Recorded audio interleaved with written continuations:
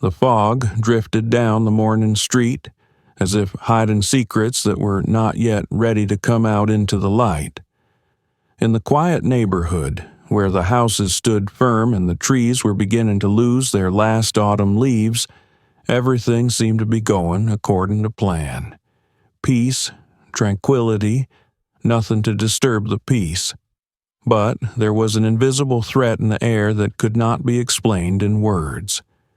Jason paced the pavement, his footsteps almost soundless. The headphones in his ears absorbed the world around him, leaving only the music and his own thoughts.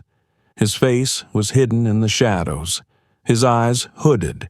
He didn't notice as a police car began to move across the street on the corner. Easily, almost imperceptibly, it fit into the picture of the street, but its presence already filled everything with anxiety. Officer Brown sat behind the wheel, his gaze sliding around the neighborhood, checking out every passerby. He knew the neighborhood, knew who walked here and who didn't. And then his eyes stopped on Jason. At first, it was just curiosity, but after a second the tension turned to confidence. Jason moved differently than the others, his steps a little faster, his movements wary. It was something in his gait, something in the way he held his head, the way his hood hid his face. The officer sensed something was wrong. Brown leaned forward slowly, his hand automatically resting on his gun. He watched the teenager's every move. Every movement seemed suspicious. He hadn't believed in the normal residents of these streets in a long time. He knew who the people were and what they did. In his eyes, Jason was just another gopnik on the lookout for trouble. The car roared out from around the corner, following Jason, and he finally felt the stare. In his ears, the music seemed to slow down, and he slid the headphones off. Anticipation, like a cold stream, swept over him, but he didn't immediately turn his head. He knew this city, knew it was easy to become the object of other people's preconceived suspicions here. But something was wrong. His intuition told him that something was definitely going to go wrong today. It all happened too fast. The officer turned on the siren, and the sound of the roaring engine cut through the morning silence. Jason froze, not immediately realizing it was directed at him. His hands immediately felt his pulse quicken, and his heart was ready to burst out of his chest. He felt his palm begin to sweat, his eyes studying the road warily. "Jason," came a voice from the car's speaker. Officer Brown chose his moment to strike first. He applied the brakes, stopping the car right in front of the teenager. Jason froze in place, and words began to ring through his head that he probably didn't expect to hear. "What are you? A gopnik, huh? Something I don't like about you, kid." The words sounded like shots into an empty void, and Jason felt everything around him tighten. Brown's gaze never faltered. The fingers of his right hand slid over his weapon, and with his other hand he swung the door open. Everything froze. Jason kept walking, but something in the air made him feel out of place. He couldn't explain exactly what it was, intuition or a strange premonition that came at times when he didn't know what to do. His eyes darted around, but he took his time to look for the cause of the unease. He was sure it was just his paranoia, that nothing could happen. But then he felt it. It was as if someone had glued a gaze to his back, and that gaze was unpleasant, even aggressive. Jason felt his shoulders tense as he steadily moved on. He tried to convince himself that it was just another excitement brought on by the fact that the morning didn't promise to be calm. But no, it wasn't just a look. It was a look that felt like a knife in his back, like a cold wind that penetrated his very soul. Without waiting for the realization to sink in, Jason looked around. And that's when he saw it. A police car, quietly, almost imperceptibly following him in the distance. Officer Brown made no secret of his interest. His eyes, cold and assessing, never left the teenager's side for a second. Jason felt his heart start to beat faster. This couldn't just be a coincidence. At the street corner, he quickened his steps, hoping that if he walked faster, he could somehow avoid the pursuit. He watched every movement of the car in his rearview mirror with a keen eye. Each step echoed anxiously in his head. But the faster he moved, the more he felt the cop's cold stare penetrating him. One thought matured in his mind. He wasn't leaving. He tried to pretend that everything was all right, but in fact his nerves were taut as a string. And then, as he turned the corner, he realized the police car wasn't just following, it was almost on his tail. He couldn't help but notice as Officer Brown turned on the siren, and that same moment came like a blow to him. The siren pierced the fog and shattered the tranquility of the area. Every word the officer spoke over the loudspeaker felt like a sentence. "Stop, boy," Officer Brown commanded, and his voice was so cold it sent a chill down Jason's spine. He slowed his steps, but didn't stop.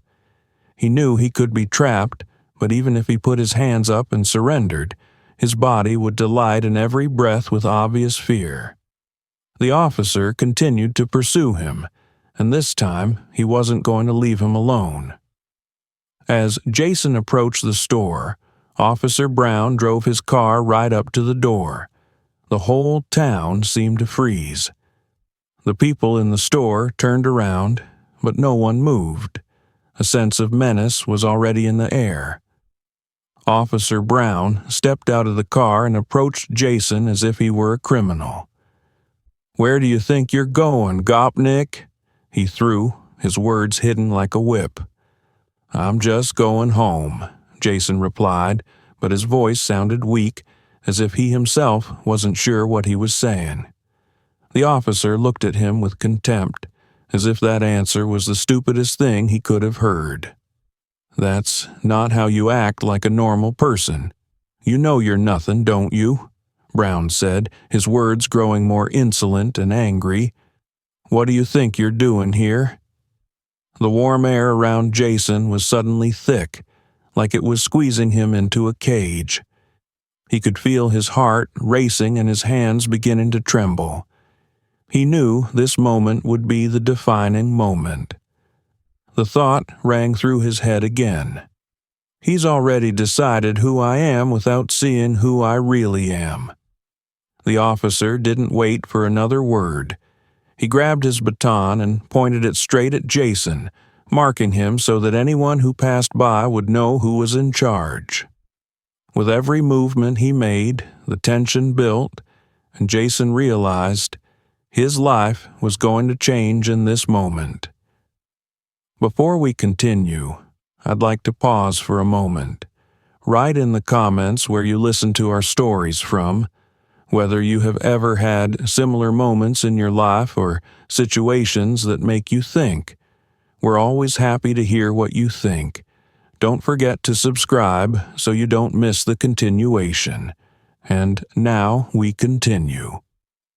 Officer Brown approached Jason as if he had already made up his mind that he was guilty of something. His steps were heavy, deliberate, and his every glance was full of contempt. He looked at the teenager as if he were not a human being, but an object worthy only of humiliation and punishment. Brown was sure he knew who stood before him, and he was ready to act without hesitation. "You goon, what are you doing here?" the officer said, pointing at Jason as if he were a dirty thing to be thrown away. His voice sounded hard, cold, and there was not a hint of doubt in it. Jason stood there, unable to move, as if some invisible hand had shackled him. All he could do was try to figure out how to get out of this trap. "I'm just going home, sir," Jason said, trying to keep his voice calm. though inside everything was screaming with fear. He looked up and saw the officer squinting disdainfully. "You expect me to believe your babble that you're just going home?" Brown said, his words like rocks that fell with every movement. He paced, approaching Jason like he wasn't a man, but just an object to be destroyed. "Don't think everyone here is such an idiot. We're not here to listen to your lies. You're definitely up to something." "I'm not plotting anything. Just going home," Jason repeated, feeling his voice begin to shake. He couldn't believe he was standing in this situation. He didn't have one simple answer that could calm the cop down. Officer Brown wasn't going to listen. He kept moving forward, and Jason, feeling panic rising in him, took a step back. Brown stepped after him, forcing him to stop. "Do you even realize who you're dealing with?" The officer continued, his eyes now burning with hatred. "You're not here alone, understand? You're not even worthy of respect. You gopnik? You got something on your mind?" He leaned toward Jason, his face close and his breath heavy and warm with the smell of cigarettes and coffee. "I could just plow you to the ground right now, and no one would care." Every word that came out of the officer's mouth hit Jason like hammers, crushing his spirit. He felt his throat constrict as his body began to fight back. But he couldn't do anything. He couldn't just start running, because then he'd be blamed even more. He knew that Officer Brown had already decided beforehand that he was guilty, that he was nothing. The man's words had become his chains. "What? You don't think I know who you are?" the officer continued, his tone becoming more and more sarcastic. "How many times have I seen your kind before? You're the kind of guy who's just waiting to stab someone or burn a car down the street. You're all about that. You like it, don't you?" He grinned, as if this conversation was just entertainment for him. Jason tried to swallow his fear, but it was too hard. He knew that no matter how he explained himself, to Officer Brown he was already guilty. And it wasn't about what he had or hadn't done. He was guilty simply by the way he looked, the way he walked down that street. The officer knew who he was, and that was enough to not give him a chance. "You're not even worthy of being human. Do you realize that?" Brown said, his words cutting through the fog like a knife. "It's time to realize that you're just trash in this world, and you're easy to appease. You've seen that for yourself, haven't you?" With each word, Jason shrank as if in an iron vise, and he felt his throat go dry. A sense of powerlessness beat in his chest, and his shoulders were under the weight of humiliation. His eyes glittered with helplessness, but he knew that if he said a word in response, it would only make things worse. Officer Brown looked at him again, and in his gaze was the same anger that had fueled the day. He was sure that everything that was happening to him was just playing his part. Jason stood, his body clenched into a fist, as if trying to protect himself from whatever was coming next. He kept repeating, "I'm just going home." But the words already sounded like an empty echo, lost in the officer's fierce anger. He could feel his chest constricting, his breathing becoming heavy, and his heart pounding so hard it felt like it was about to burst out of his chest. With each insult that came out of Brown's mouth, he felt his dignity being torn apart. "Are you also trying to make excuses?" Brown spoke with contempt, his face twisted into a vicious grin, his eyes burning with hatred like two sullen light bulbs just waiting to be extinguished. "What? You thought you'd get out of here without consequences, you stupid goon?" His words hit like bludgeoning blows, but they hurt far more. Every word was a weapon aimed straight at Jason's heart. The officer didn't stop. He continued to hover over the teenager like a heavy cloud engulfing everything around him. You and your breed. You're all the same, Brown pronounced, his voice growing more venomous. All the same, you know. Always disrupting order, causing trouble, and then you want to be treated like human beings. Well, now you're a senior citizen of this neighborhood. You know what that means? Jason felt his hands begin to shake, and the words he wanted to say were stuck somewhere in his throat. He knew he wouldn't say anything, because at that moment he was completely helpless against this evil force that was coming at him. His thoughts were becoming confused. He tried to hold on, but it was getting harder and harder. All his attempts to justify himself dissolved into thin air like nothing. Every time he opened his mouth, Brown's insult stuck in his ears like lead bullets. You think you're going to get away with this? You're not going anywhere, you understand? Brown spoke, lowering his voice to a hoarse whisper, as if trying to make Jason feel even more humiliated. You know you're just part of this garbage, don't you? You think anyone will pay attention to you but me? You'll always be the one who kills them. All you deserve is iron handcuffs and strict regimen. Jason felt his face burning with shame and humiliation. The policeman's words stabbed at him like knives, and each new lunge became sharper and sharper. He couldn't shake the feeling that this situation wasn't just a chance encounter between two people, but a whole play in which he was doomed beforehand. All those words, Gopnik, breed, trash, kept exploding in his brain like bombs tearing apart the calmness of his soul. Did you ever even think that people like you should be dealt with differently? Brown continued. No, you're so smart, aren't you? You probably think everything is solved by talking, don't you? But it ain't, boy. I know what to do with you. You're not even worthy of this neighborhood. I could just take you away and put you in a cage like an animal. Those words pierced Jason to his very core. He tried to imagine how he'd end up in that cage, and his mind began to spin with horrible images. The second, he felt his legs weakening, the world around him becoming more and more vague and distant. Everything he knew seemed to be crumbling right before his eyes. The policeman continued without noticing his fear, continuing to shower him with humiliation, as if Jason was not a human being but a target. At that moment, Jason realized that there was no point in fighting for his dignity.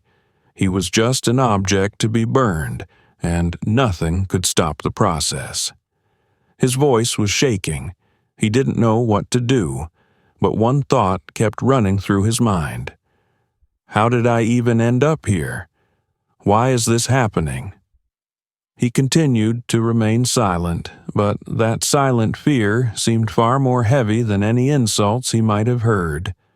Jason felt his heart hammering in his temples and his fingers clenching into fists, but he couldn't stand there under Brown's hard stare without hearing his every insult.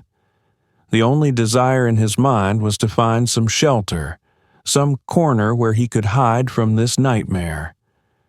Brown's gaze stayed with him like a curse, and the officer's footsteps echoed in his chest. In front of him, a small store appeared in the distance like a bright island. It was a place he knew. He had once bought gum here whenever he passed by, but today this place was his last chance for salvation, his last refuge from a ruthless force. Jason didn't hesitate. His feet carried him there with such speed that he didn't notice how quickly he was at the door. He grabbed the handle, and in a flash he was inside, hidden behind a glass door that slammed shut behind him with a loud sound that made the whole place seem to freeze. He stood at the entrance, breathing hard, but even here he couldn't feel relief. The tension that had plagued him from the beginning was still there. He realized that this store was not a place that could protect him. Not a few seconds later, the door rattled open and Officer Brown entered the store. His face, full of hatred, left no doubt that he was not going to stop. He moved inside with such fury that even the salesman, frozen with fear, retreated into a corner. "What are you even doing here?" Brown shouted this, addressing the salesmen who were trying to continue working, but their faces expressed only panicked concern. "Don't interfere with my work, okay?" His voice cut through the air like a knife blade. He was uncompromising, certain that he could do whatever he wanted, and no one had the right to oppose him. Jason stood with his back against the wall of the store, as if hoping to disappear into that cold, sterile space. He didn't know what to do. His fingers clenched into a ball, and his legs felt like absorbent cotton. The officer continued to walk toward him, each step heavy and inevitable. There was not a shadow of doubt in his eyes that Jason was his target for punishment. "What the hell are you doing here?" Brown's voice was no longer just loud, but hysterical. He almost jumped up to Jason, paying no attention to the people standing around him. He was only focused on one thing, humiliating this teenager, and wasn't interested in anything else. "What? You think you're going to get help here? No one's going to help you. You signed your own sentence, asshole." The officer was literally pressing Jason with his presence. He stood so close that the air around him was heavy, almost intolerable. Everyone in the store seemed to freeze at that moment. The clerks stared at the floor, avoiding looking at what was happening, but their expressions said more than any words could. It was a tacit agreement that the policeman could do whatever he wanted without hesitation, and no one would dare to stop him. "You're going to fight back, aren't you?"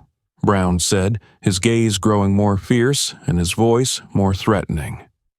He stepped forward so that his chest was almost against Jason's, and he felt the air around him grow obnoxious again. The words rang in his ears, and every time Brown uttered another insult, his body shook with terror. Jason stared into the cop's eyes, trying to pull himself together somehow, but he couldn't find a word or an answer. All he felt was a heaviness that squeezed him. And then, with bitterness, he realized that even here, in this store, there was no escaping him. Officer Brown wouldn't stop. He wouldn't give him a chance. Jason was just another target for racial hatred, and nothing was going to change that. At that moment, it seemed to him that the world around him was crumbling. Every look, every word. It was all hitting him in pieces, and he didn't know how much more he could take. The store was like a trap, the air in it thickening with every passing second. Jason could feel his body literally sweating, his heart racing in his chest. He was caught between two forces. One, a man who was clearly not going to leave him alone, and the other, a system that sometimes looked much scarier than the individual.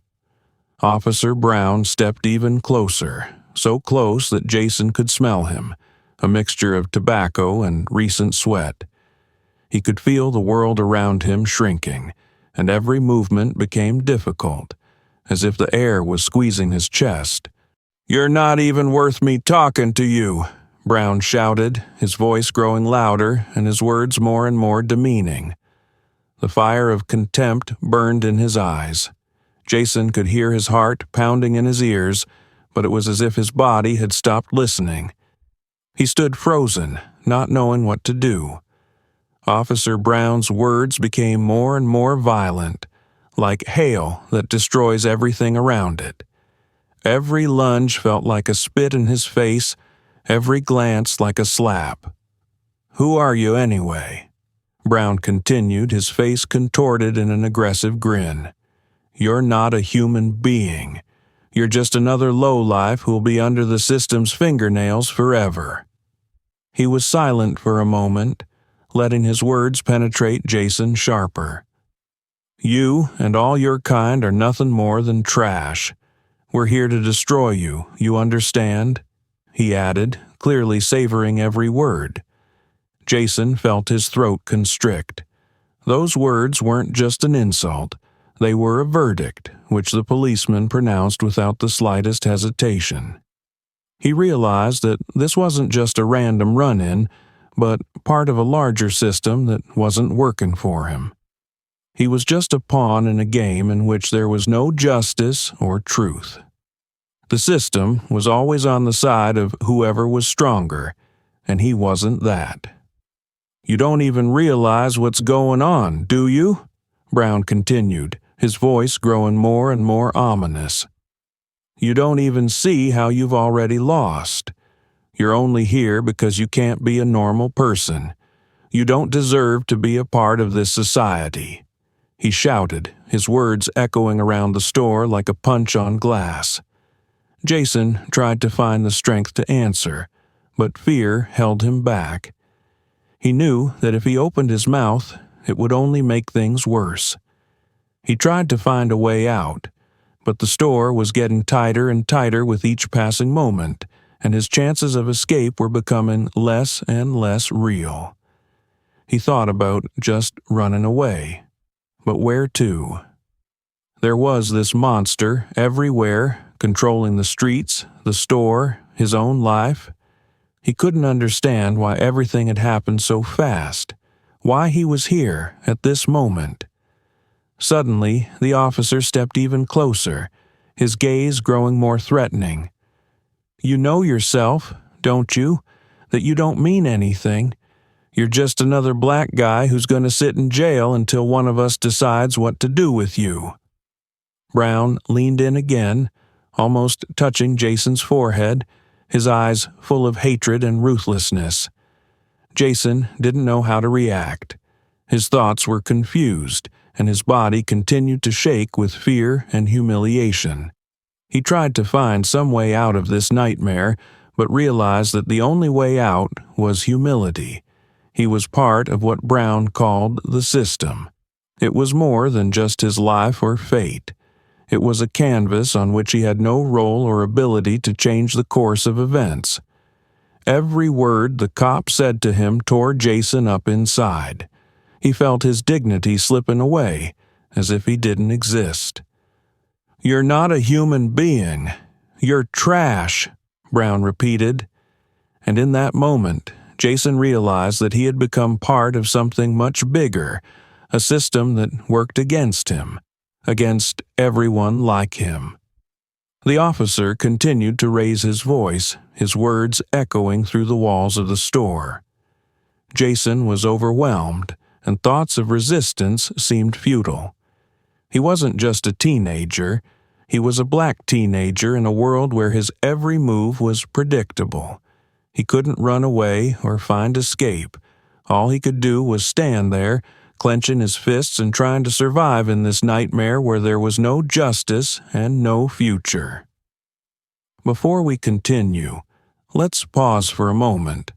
Write in the comments where you're listening to our stories from, whether you've ever had similar moments in your life, and what you think about what's going on. We always love to hear what you think. Don't forget to subscribe so you don't miss the sequel. And now, we continue. The world around Jason began to shrink to the breaking point, and his mind was in complete chaos. Every word Brown said, every look, every movement was like blows that pounded his body and mind. He was standing, slumped against the wall of the store, in a desperate situation, when suddenly another voice shrilled through the air, a voice that was unlike anything he'd heard before. It all happened quickly. The door of the store swung open again, but this time there was no aggression in it. A woman in an expensive suit appeared from behind it. She was confident. Her steps were firm and calm, and she moved as if nothing in the world could stop her. But her gaze was determined, like a sword ready to cut through anything that stood in her way. Jason didn't realize who she was at first, but when his gaze met her eyes, he recognized her immediately. It was his mom. Her gaze was calm, but there was such power in it that for a moment Brown even froze. She didn't yell, she didn't rush. She just walked toward the policeman with a look that made him feel the ground go away from under his feet. "What are you doing to my son?" she said, and the words sounded as if the universe itself froze for a second. It wasn't just a question. It was a challenge. It was a threat. It was a statement. There was no fear in her voice, no panic, just the cold certainty that the situation was under her control. Officer Brown was silent for a moment, as if he couldn't believe his ears. He looked at the woman, and his face twisted in displeasure. He was ready to answer, but some doubt was evident in his eyes. He was used to being on top of things, used to dominating, but something about her calmness made him feel uncomfortable. He wasn't ready for someone to interfere with his work so calmly. His own confidence began to crack. Jason's mom, ignoring his silence, calmly approached Brown, taking her time. Her gaze was as sharp as a knife blade, and her voice remained steady and confident. "My son has done nothing illegal. He's just going home, and it's not your right to harass him in the street, to humiliate and insult him." She stood right in front of him like a wall, ready to protect the one she loved. The policeman felt his confidence begin to disintegrate. It was like a slow-motion movie. Jason, standing behind his mom, felt his nerves begin to calm. In her presence, it was as if everything around him was no longer so creepy and pressurized. He knew his mom wasn't just a woman, she was a lawyer, and that changed everything. Jason's mom continued, "If you want to charge my son with something, if you want to arrest him, please show me exactly where he broke the law. I'm a lawyer, and I can prove it to you, but what you're doing now is not only illegal, it's morally unacceptable." Her words sounded like a lightning strike, and Officer Brown felt his ground beneath his feet begin to crumble. She spoke like a professional, like someone who knew her rights and responsibilities. Brown wasn't ready for this. He was used to total control, used to his words being law, but here he found himself facing not just some random person, but someone who could pick his actions apart and send him to court. The woman looked at Jason and added without changing her tone, "Now, you either stop breaking the law, or I'm going to have to do what I do best, protect my son's rights, and believe me, I know how to do that." With every word she said, Brown felt himself losing his superiority. He felt his pride and confidence begin to melt away, and in that moment he began to realize that perhaps he had been overconfident. Jason's mom not only knew what to do, she knew how to do it in a way that no one could stop her. The officer looked at her, his gaze now less confident. He tried to regain control of the situation, but this woman's words had done their job. They shook his confidence, calling his entire position into question. "Do you know who you're dealing with?" Brown asked, trying to regain his authority, but his voice was no longer as firm as it had been. He realized that the situation was not in his favor at all now. He couldn't just keep harassing the teenager, humiliating him, and not be held accountable for it. He didn't know what to do, and it was becoming obvious.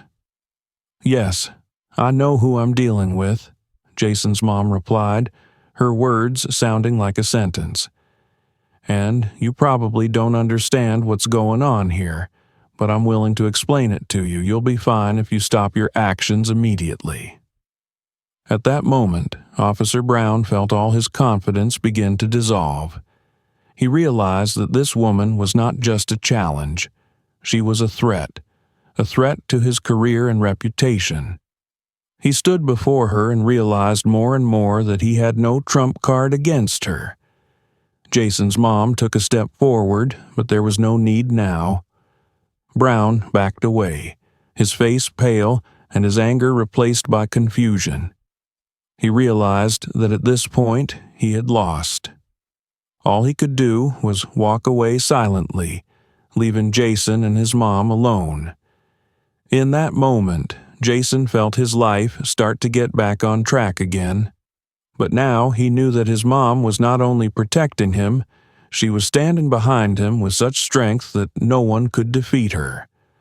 Officer Brown took a step back, his face pale and his gaze taking on a look of uncertainty that had been foreign to him before. He felt his confidence begin to crumble. He, a man who had always considered himself the master of the situation, now stood before a woman whose words were destroying his steadfastness. She, a woman in an expensive suit with professional posture, was more than just a person trying to stop his actions. It was more than just an intervention. She was shattering his picture of the world, making him realize that his actions had been a mistake, and now he couldn't back down without consequences. "What do you, police officer, even think you're doing?" The woman's voice sounded with such determination that everyone around her immediately fell silent. Each word was like a crisp blade cut in the air. "From the beginning, you've acted as if this is your neighborhood, and you can do whatever you want without thinking about the consequences. But one thing you haven't considered is that my son is not your enemy, and you have no right to make such accusations, especially without any basis." Brown tried to speak, but his voice was no longer as confident as before. His words were lost in the air, mingled with his inner doubts and fear. He opened his mouth to justify himself, but his words sounded weaker than he expected. He felt his pride and confidence slipping away from him like sand through his fingers. "Don't try to justify yourself." The woman, not giving him a chance, continued her attack. "You are accusing my son of just walking down the street. You're insulting him, calling him a gopnik, without having the slightest basis for such words.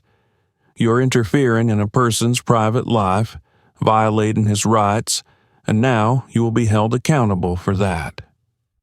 Jason's mom made moves like a pro, realizing she was playing with fire, but her confidence and knowledge of the law were becoming her powerful weapons. She wasn't going to back down, and Brown knew it well. She stood before him like a wall that couldn't be breached. "You think I can't prove it?" the woman continued, her eyes sparkling and her voice even firmer. "My son isn't just a teenager. He's a human being who deserves respect. And you, a police officer, just broke the law because you didn't fact-check, and you immediately started threatening him because he doesn't look the way you'd like him to look." Brown clenched his teeth and tried to get the words out, but his reaction was not so quick. He could feel everything around him becoming foreign and unpleasant to him. He was accused of something he didn't fully understand. Not that he was a misguided cop, but that he was part of a system that allowed him to do this to people without thinking about the consequences. "Do you know who I am?" finally tried to utter Brown, but his voice no longer sounded as confident as it had before. He tried to regain control, but it failed. "I can." "You're a nobody." The woman cut him short, her voice as insistent as iron, precise and merciless. "You're just a policeman who thought he had the right to humiliate people with impunity.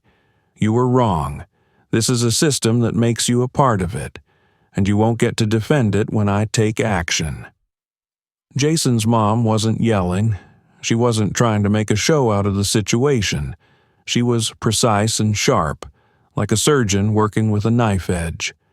She knew her every word would not just be a defense of her son, but a clear indication that Brown was part of the very system that could not be ignored. "Are you saying it's just a mistake?" The woman stepped even closer, her face remaining calm but tense. "And now you want to walk away with this as if nothing happened?" Or are you willing to honestly admit that your actions are nothing but discrimination, abuse of power, and breaking the law? Officer Brown stood there not knowing what to say. He had been prepared for this but didn't know how to justify himself now. He felt his reputation disintegrate as the sand left his feet. Every response he made was in vain. Every attempt to regain control ended in more defeat. He hadn't been prepared for a woman to fight so vigorously for justice, for her son. She certainly knew what she was doing, and every move she made in this situation seemed like a step toward victory. I'm going to start by filing a complaint against you, and I already know who's going to back me up and what happens next. The woman said it with such quiet confidence that Brown felt the gravity of her words. I'm not going to let you ruin my son's life. I will make sure that all of your actions are officially investigated. Jason stood there, unable to fully comprehend that his mother was such a powerful opponent for a police officer. He watched Brown lose confidence more and more, his face growing redder and redder with rage and shame. He was unprepared for the fact that this woman, his mother, was capable of completely breaking his career in a few words. It was like a game of chess, where every move was clearly thought out and precisely aimed at winning. At that moment, Jason felt his life begin to change. He realized that this fight for the truth wasn't just hers. It had become his fight too, because now he realized that even in the darkest of situations, there was a chance for victory. There came a moment when the entire store became the scene of two worlds colliding. There was a heaviness and tension in the air, as if every person standing around felt that they were part of something more than just a simple quarrel. Here was no mere altercation between a cop and a teenager. This was a fight for rights, for justice, and for what is called the true power of the law. Jason's mom was willing to show that she wasn't just a woman protecting her son. She was a professional, and that knowledge made her an incredible adversary. Officer Brown continued to stand, but his confidence had evaporated. He looked confused, as if he realized he could no longer find an answer to the accusations the woman had begun to make. Each step he took toward justification became more and more convoluted, and each time he tried to say something, his words fell into the trap the woman had set with cold-blooded precision. "Do you realize that you have broken the law?" she began, her voice like an icy stream that permeated everything around her. "When you approached my son, you not only violated his personal rights, you also violated his constitutional right to freedom of movement. He was not a suspect, he had no reason to be detained, and you started threatening him without any legal basis to do so. All of your actions are unlawful harassment." Brown tried to interrupt her, but she continued without pause, like a stream that could not be stopped. "Let's review what was going on." She took a step forward and everyone in the store froze, feeling her words begin to unleash a whole storm. "My son wasn't breaking the law, he was just walking down the street. There was no suspicion, no evidence, no reason for you to stop him. There was nothing in his actions that jeopardized public safety. All you did was your prejudice that led to racist behavior." Her eyes glittered like a knife point, and her voice grew louder and clearer. "You started harassing my son solely because of the way he looks. You did it because he's black. That's racist, officer, and you know it. You thought it was okay to just bully him like that because his life didn't matter to people like you. But it doesn't." The woman's words stunned everyone, and even Brown felt his confidence begin to crumble. She wasn't just defending her son. She was deconstructing his actions, explaining how they were breaking the law, how his own behavior was becoming criminal, and how it could all affect his career.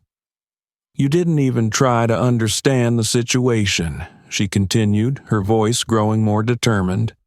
"You just walked up to a man and started insulting him without having the slightest right to do so. Your accusations are nothing but lies backed by hate, and I'm prepared to prove it in a court of law." Brown tried to justify himself, but his words sounded increasingly confused, unconvincing, and ridiculous. He said that everything was under control, that he was acting under instructions, that there was a lot of suspicion, but these excuses were losing all meaning. His voice grew weaker and weaker. "Do you think you can justify yourself?" she asked, not giving him a second to pause. "You accused my son without checking, without investigating the situation. You violated his rights, his dignity, and now you're trying to justify yourself by saying you always do this? Your words are meaningless, officer. Your actions are not just a mistake, they're a crime."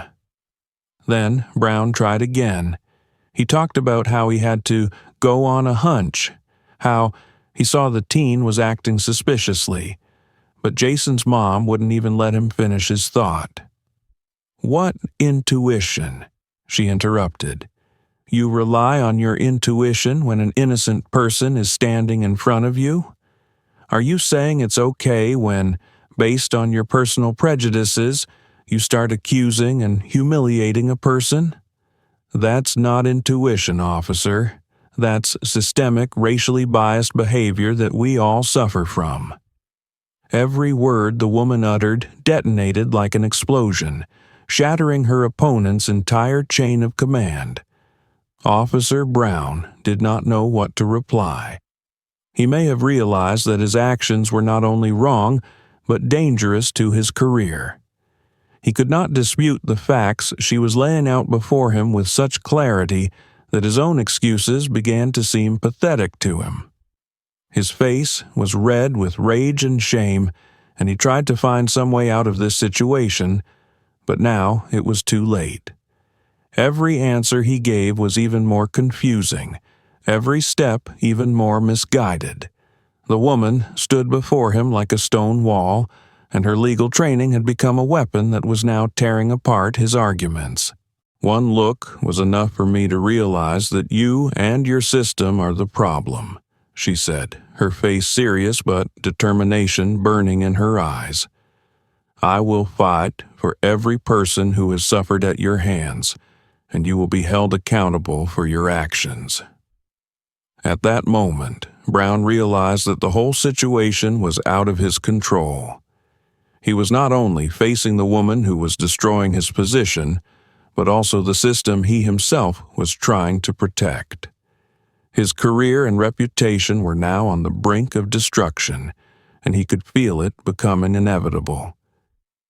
Jason stood there, clenching his fists, watching his mother overturn everything that seemed impossible. He could feel his heart calming, how now he had a chance at justice, and he knew that this fight had only just begun. The whole situation had reached its climax. Officer Brown stood in front of the woman, his face twisted with anger and confusion, and his attempts to justify himself became increasingly pointless. Every answer he gave only made things worse, and the woman's words, like precise hammer blows, continued to shatter his confidence. There was a strange feeling in Jason's mind. Everything that was happening seemed to be long preordained, but he still hadn't said the most important thing. He stood nearby, clutching the phone in his hand. His fingers moved nervously across the screen, but he knew the moment had not yet come. Mom's words, her determination and professionalism, were a powerful weapon that was destroying everything Brown was trying to build. But there was one more moment that could turn everything upside down. Officer Brown, oblivious to his confusion, tried to resist. He again tried to justify himself by saying that he was acting according to protocol, and that his actions were justified because Jason looked suspicious. But every word was empty. He could feel his credibility crumbling and his fear rising like a wave slamming into him. At that moment, Jason took a step forward. He looked up, and his eyes met the officer's. There was no fear, no doubt. There was only a determined coldness in his eyes that contrasted sharply with what was happening around him. He knew what had to be done. He opened his phone and began searching for a video he'd kept for a long time.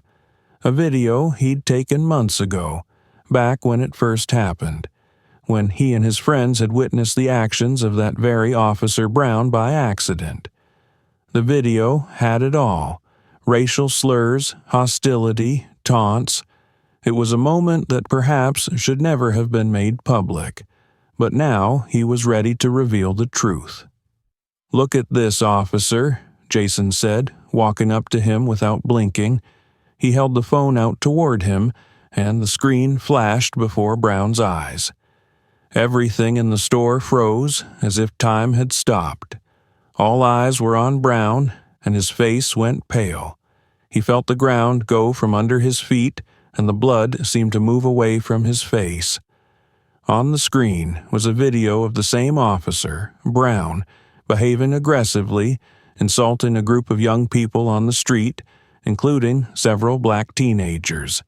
He called them goons and parasites, and uttered racist remarks, making them objects of ridicule and humiliation. That entire moment was caught on camera, and now all that filth was coming out. This was what Brown feared most.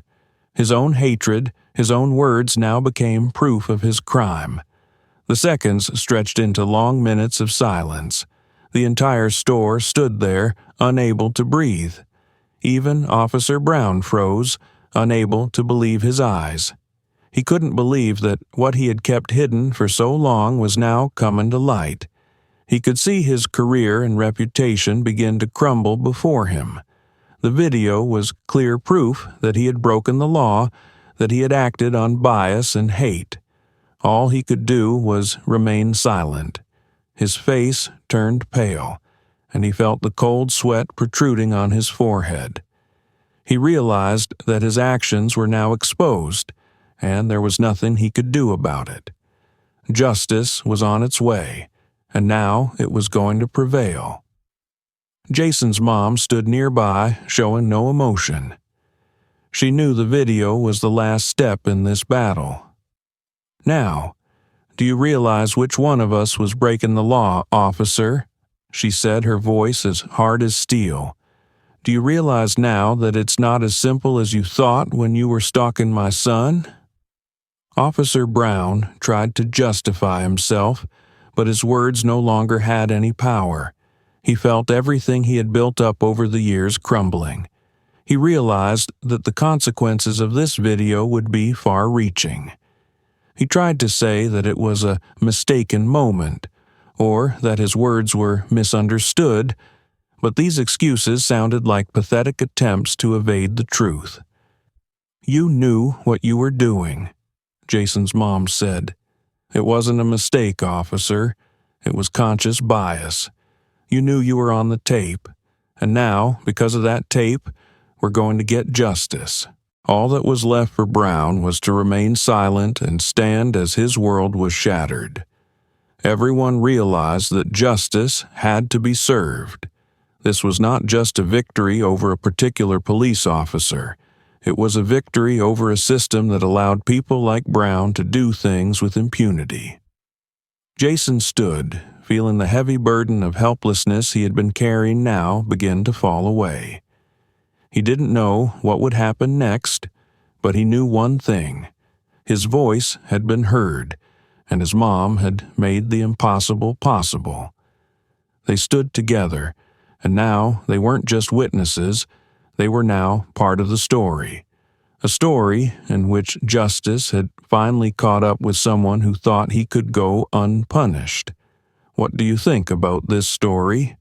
Have you experienced racism in your life or witnessed such injustice? Your opinion is very important to us, and we appreciate each of you. Share your opinion in the comments, and don't forget to subscribe to our channel and give us a like if you liked it. We always welcome every new viewer. Write the phrase, "Justice must always be served," in the comments so we know you listened until the end. We wish you a good day.